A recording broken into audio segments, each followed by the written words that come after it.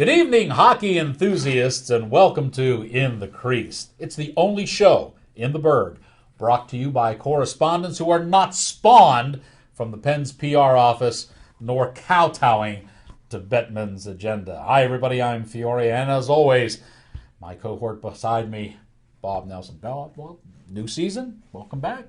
Looking good. New season, we don't have basketball to contend with. Oh, thank God. Maybe no Bettman, no loss there. Huh? maybe Bettman can move up the chain past baseball this year. We're going to start taking a look at in the league and in the penalty box in particular. We opened this evening's show with an incident that occurred some time ago, but it's still having ramifications throughout the league. And of course, I'm talking about the Aaron Asham fight during the Pens Capitals games. A couple of things. Ironically, I was at that game, so it's salt there. First off, yeah. First off, if you don't know or you've forgotten the incident already, Asham gets into a fight, knocks out his opponent, and then does the go to sleep, the CM Punk signature from the WWE. The fans went wild. Close to 18,000 fans in the Consol Energy Center. Everyone's clapping. Immediately, Asham came out and apologized. I don't think he should have. There was nothing wrong with that. And then a little while later, almost 10 days after the incident, Joe Sharkey came out with an article in the Daily Newspaper in which he slammed Asham. And he slammed the fans. Joe, you've been writing hockey a long time. I think you must be getting tired of it. I can't understand why all of a sudden you threw out one of the rules of journalism saying that, the way to make friends and influence others, Dale Carnegie, is to insult the fans. He dissed on the 18,000 that were in the Consol Energy Center. Then he dissed on anyone and everyone who ever watched WWE. It was absolutely ridiculous, the way he called it. And Bob, I think this is coming around. I hate to paraphrase Jack Lambert, but there just seems to be a movement in the league now of a group of people who want the hockey players to wear skirts. Well, here's the biggest problem. Everyone's missing the whole reason why this fight occurred. Let's go back a couple seconds before the fight started. This gentleman took a liberty on a superstar that the NHL wants to protect, a guy like Chris Letang. Right. Headshot. Right. What are they bitching about? Headshots. Yep. Okay, Asham, all he did was come to his teammate's aid and said, hey, don't hit my teammate in the head or you're going to have to pay consequences. Well, this guy that he hit, wanted to fight Asham for no apparent reason, knowing that this guy isn't really a fighter. Asham tried to be calm about it. Yeah, he did. He tried to ignore it when the guy dropped his gloves. What do you expect a heavyweight to do but just knock his head right off his shoulders? And the poor thing about it was, the only thing I think Asham did wrong was apologize for sticking up for a teammate. Yes. Because if anyone knows the code of hockey, you hit someone from behind, especially a headshot, there got to be consequences to pay. Yes. Obviously, the NHL doesn't want to do anything. There wasn't even a penalty on the play. So they're turning a blind side, and then they're going to blame it on, first it's going to be the big guy. Everyone blamed it on Colin Campbell. Now who's the new GOAT of the league? Brendan Shanahan. Yeah. He makes these decisions. Now, Letang, you could say he can be kind of an agitator. He took a couple game suspension for being a second-time offense. But how about these guys that have nothing on their record that goes and takes liberties on players? They got to be held accountable. Well, Asham held this guy accountable, and I can bet this season you won't be hearing from this guy taking another run at a player, let alone a superstar. There's always been a contingency of hockey fans who lean toward what I like to call the European style play. That's the play where checking is almost secondary, and they try to go. Yeah, they try to go for the speed, the skill, and they try to highlight the game that way. But one thing people seem to forget: the European game is suited to that type of play because the rinks are bigger. You have a whole lot more ice rink. And that when you cramp things down and you have guys going 35 miles an hour on skates with sticks in their hands, things can get a little... and I still say to this point, most of the people who are in that camp are people who have never been on the ice and played the game. Because once you're on the ice and you play the game, you understand the dynamics of what's going on there. You mean like Joe Starkey? I mean like Joe Starkey, exactly right. And, this contingency has always been there. There's always been this little group, but now it seems as if they're like the Occupy Wall Street. They seem to be growing. They seem to be becoming more vocal. And when you look at the game and how it's changed already, it has not changed for the better. And if this group becomes more vocal and people like, Starkey keep blabbering at the mouth like this, insulting fans everywhere, then I think that it can only be bad for the league. Well, let's take it one step further. How about the young age of hockey now in the United States, especially in Western Pennsylvania? There's no more checking. Yeah, what happened to this rule? Who came up with this brainstorm? And I think it's what, at the freshman level of Yes. Of play? Okay, so let's get a kid injured because he doesn't know how to take a hit as well as give a hit, and when he gets thrown in the fire, what happens if this poor kid gets called up to JV or varsity and he's got to go up there and fill in for a guy? He gets his one shift. You end up carrying the kid out on a stretcher because, hitting isn't part of the game. Yes, right. Clean hitting is a part of the game. What isn't a part of the game is getting an elbow to the head, a stick to the chin. That's not a part of the game. A cross check when your back's turned. That's not a part of the game. A part of the game is a clean, open ice hit, nice hip check. Okay, let's take it out of all hockey. Let's play street hockey. Take the skates off, get a little street hockey ball, a little pink street hockey ball to Maybe boot. we'll come out of retirement if Yeah, I'd still be playing hockey at that high level. No one hitting. I'm 5'6", 130. They did this a while back ago. They took the little kids, and instead of letting them actually practice with a puck, they came out with these blue pucks that were like 2 ounces or something like that. The Canadians are still laughing at us. Yeah, I mean, this was ridiculous because then when the kids jumped from one year to the next and they went to these heavy pucks, everything they learned about this blue puck, all of a sudden, bang, hey, that hurts. How come it didn't hurt before? Yeah. And this is ridiculous. And now they're not checking in freshmen. How come I can't lift that black puck? Right. Wow. Why can't I pick the blue puck all the way off the glass? This happens all the time. Look, hockey is a contact sport. People are going to get hit. People are going to get hurt. But what happens is you have generally women, and I mean that to include both men and women who, once their kid gets hurt right away, we have to stop this. We can't let this happen. Yeah, look, the kid's going to get hurt. It's hockey, all right? You're not going to escape injuries. Did you ever escape injuries? I wish I did. Yeah, my nose wouldn't look like this if I had escaped the injuries. So the bottom line is things are going to happen. That's it. Accept it. I'd be a male model if I didn't play hockey. The entire league. Well, you can't change the entire league and the entire rules because one thing happens to one person. It's a knee-jerk reaction, just like those god-awful nets they put up in the end zone, taking away the best seats in the house for watching a hockey game because someone in the middle of the arena was killed with a flying puck. Because they weren't paying attention. Precisely. So the bottom line we is live in a Sue Happy society. What we need people who are true hockey fans to start standing up and quelching this movement to put skirts on hockey players. It needs to stop. It needs to stop now before it gains momentum. And people like Joe Starkey and Rob Rossi and all those other weenies need to be pushed down and kept down so that their voice is giving no credence whatsoever. Sure, Rob Rossi don't wear a skirt or a kilt? I'm not exactly. I couldn't tell you. I know he shouldn't be on TV, but the bottom line on this thing is it needs to be stopped now, and that's why we're giving you the opportunity to voice your opinion on this, so that we can find some like-minded people. In the Crease now has an official outtakes, or has an official Facebook page. Sorry, it took us a long time to get this thing together, but it's finally there, and it just started. So we only have me and you, I think, are the only fans. There's 7 people on it. 7 people already. 7 people on it. By the end of November, we want 14. And no, we want more. And here's the proposal. We have a sponsorship. Okay.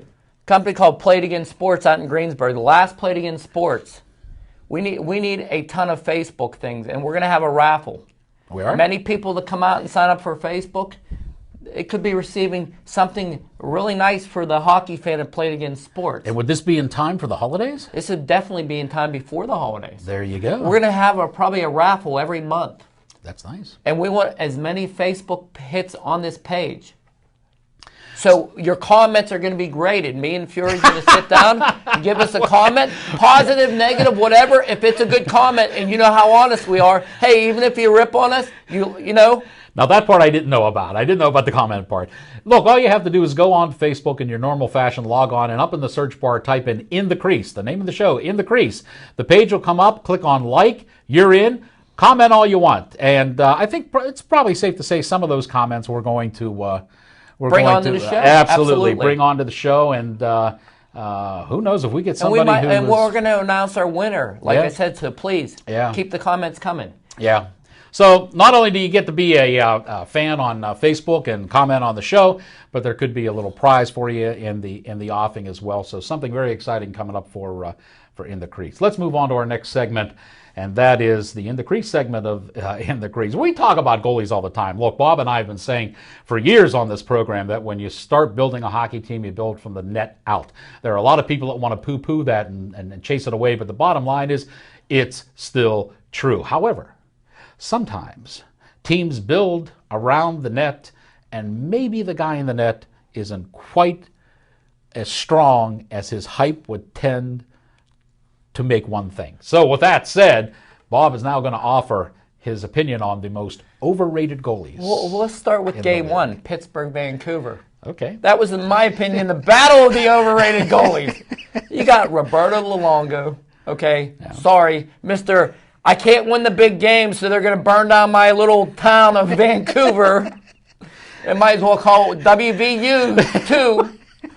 I think they have a rule now, if you burn a couch after you lose the Stanley Cup, you know, you get to hang the number one goalie in the town. Because he's the reason why you don't have a Stanley Cup ring.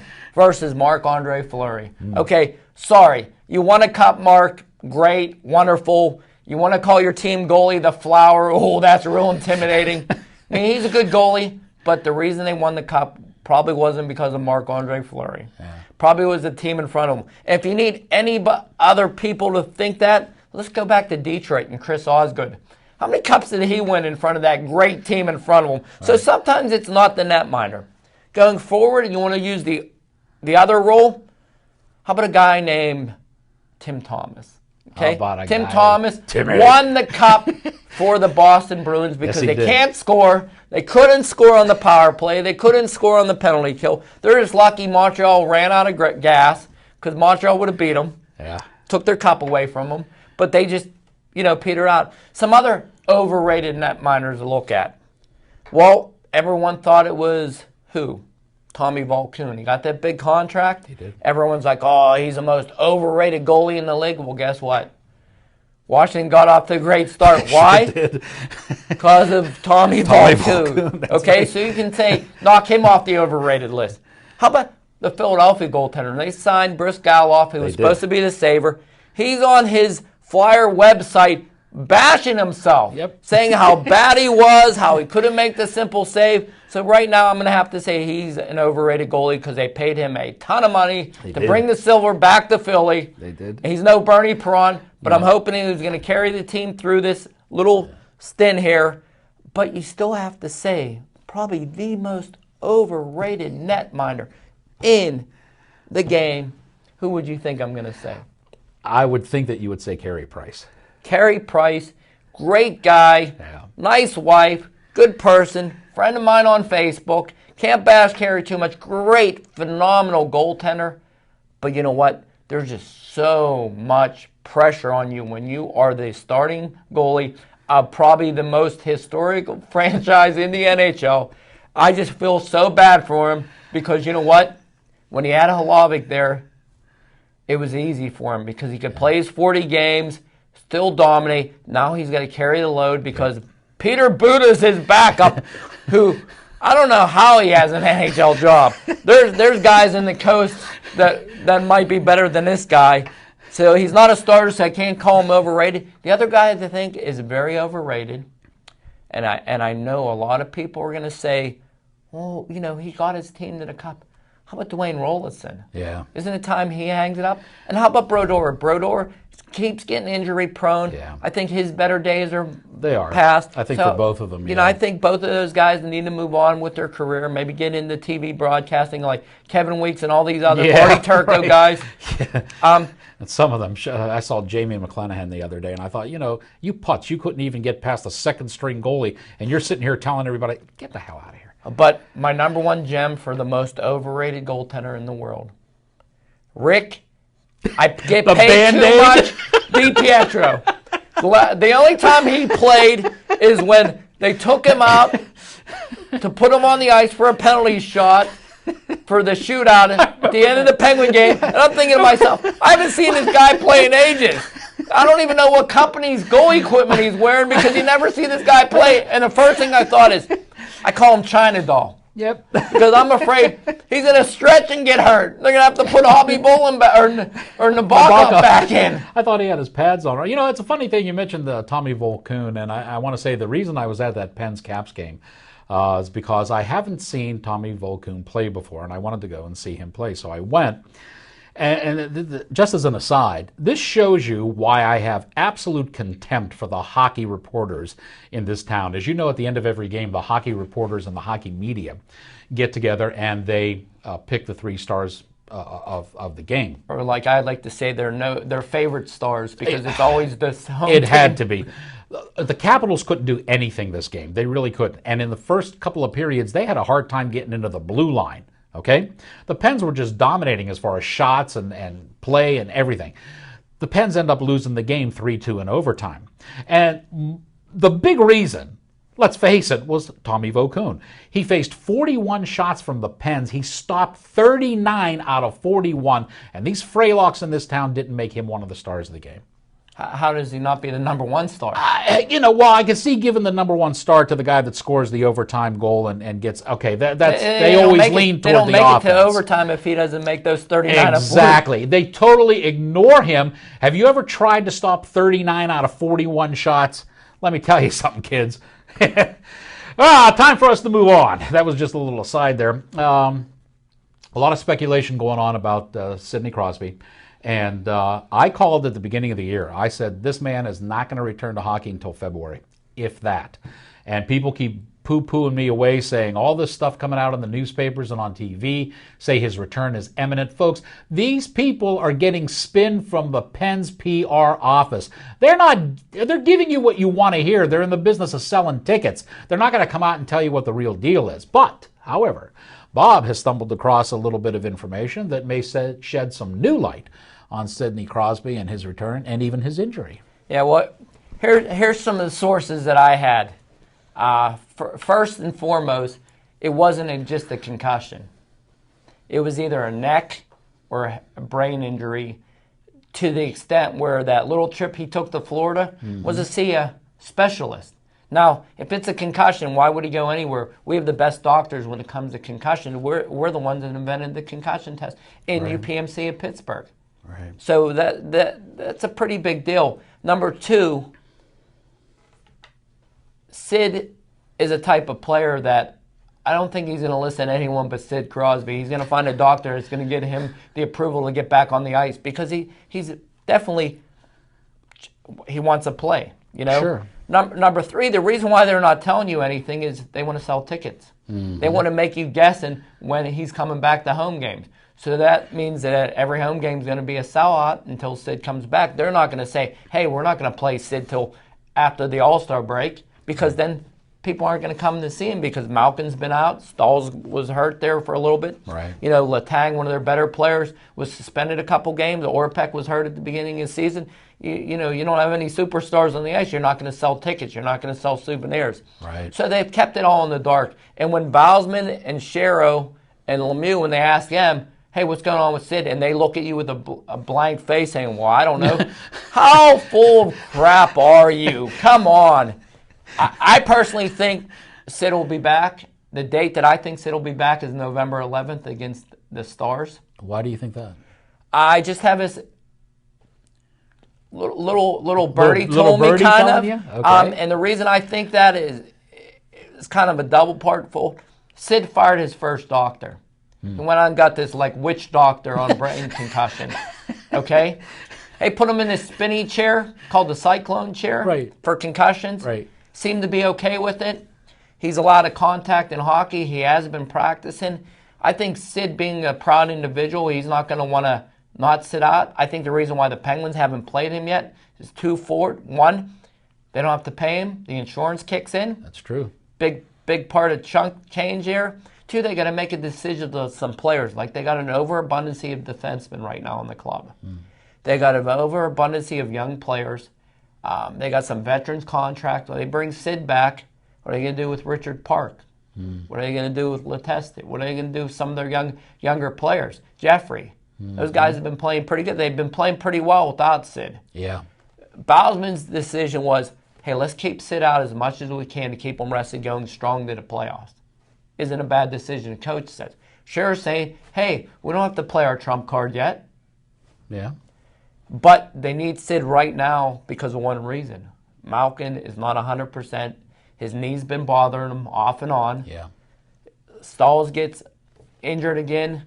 What's going to happen to Sullivan? He's injury prone, the guy picked up from Nashville. Yeah. Neil, is he going to continue to score? Neil's been playing well.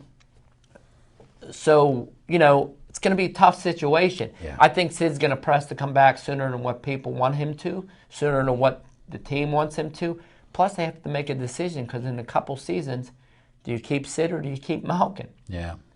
You're going to take the guy who's going to be the least injured.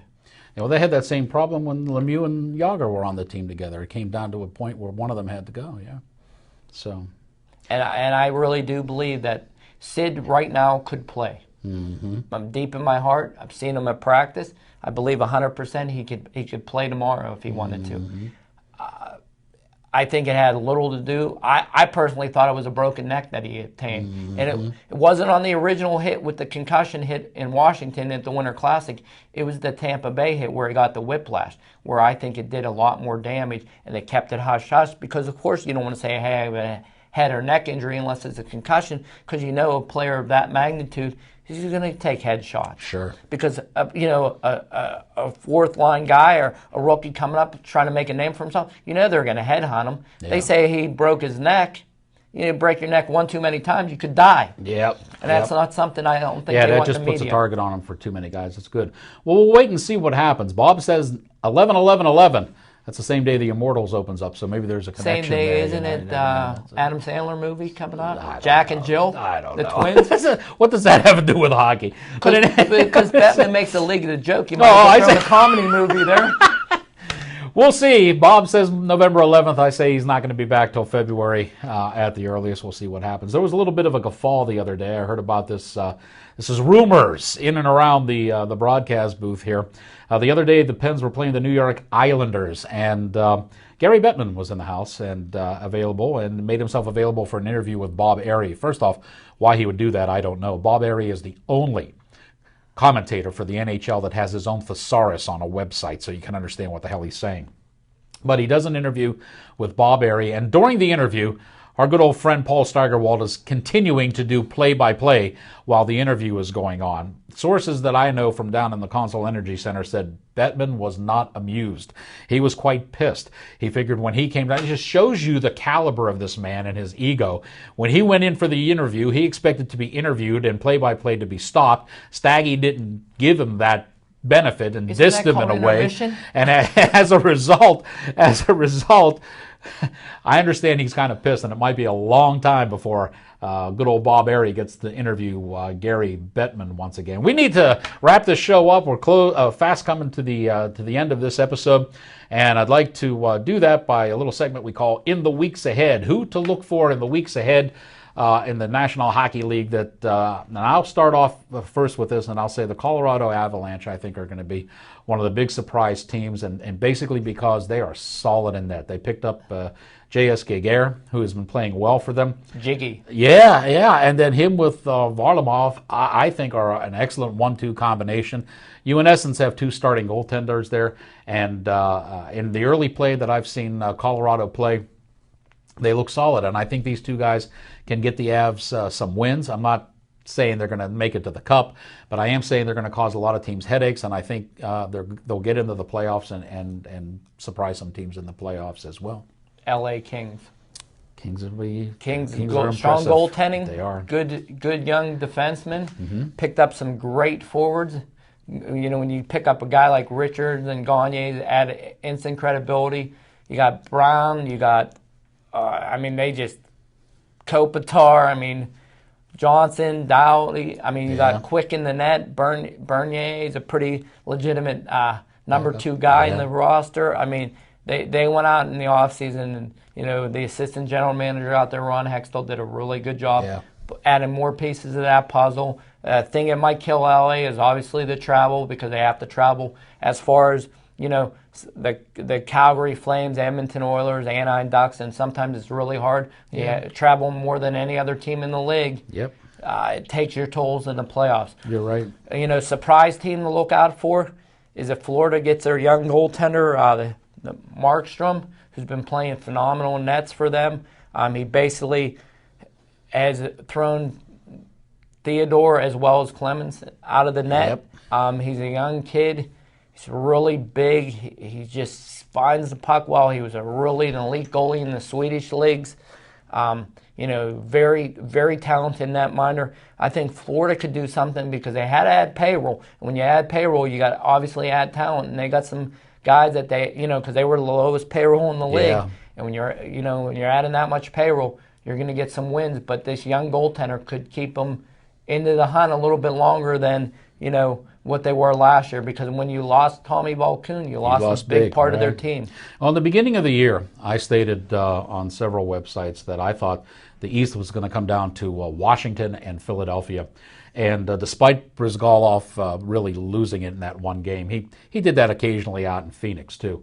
You just have to hope he doesn't do it in the playoffs. That's Phoenix. But I understand.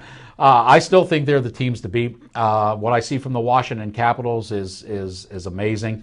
And I still think Philadelphia is the strongest of the teams over there in the East. So, Washington's going to lose out because of their coach. Even though we like to destroy each other when it comes to Boston and Philadelphia, I do think the East is going to boil down to Washington and Philadelphia. See, I don't think Washington can get there, and the reason why I say that is because every year they've had the talent. Mm-hmm. I think their coach is going to find a way to blow it. He's won in the minors, but I don't think the players respect him in that locker room. Well, when you have that much God-given talent on that team, I don't know that one goaltender can save them in the playoffs. Because if you look at their core, he hasn't preaching defense right now, which is important. He's got a little bit more grit on that team, but when a push comes to shove, Ovechkin's a very selfish hockey player. When it comes to playoffs, when all the cameras are on you, and that's where you get most of the league play, I think Ovechkin's going to forget to play in his own zone. I think he's going to have mental lapses. I think his coach isn't going to be able to lean on him like he should as a captain. Well, no matter what you say, Ovi's still the best player in the league. Hey, we fast ran out of time here on this episode of In the Crease, and you can be part of the show too. Don't forget, we have that exclusive little raffle giveaway we're going to have in time for the holidays, and you get that, and you can be part of the show by checking out the new In the Crease page on Facebook. Just go on the Facebook, up in the search bar, type In the Crease. The page will come up, like it, contribute. Some people already have. You'd be surprised some of the... would we have 7 people? Yes, 7 people. We'd be surprised who some of those 7 are. And we're looking to get, 14 by the end of November. So. No, I want to get at least 50 by the end of November. That's going to wrap us up for this edition of In the Crease. For all you hockey fans, until next time, remember that if you're in the game, you're in the crease. Night, everybody.